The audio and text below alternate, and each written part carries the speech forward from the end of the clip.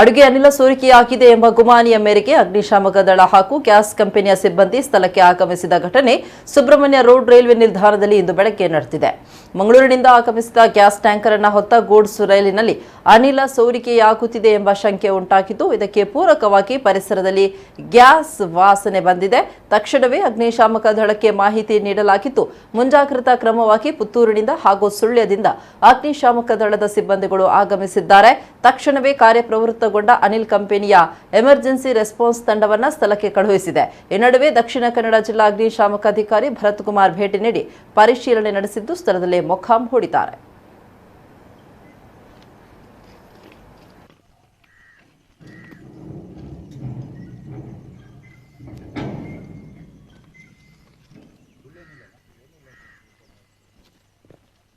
ಗ್ಯಾರೇಜಲ್ಲಿ ನೀನು oil Discovery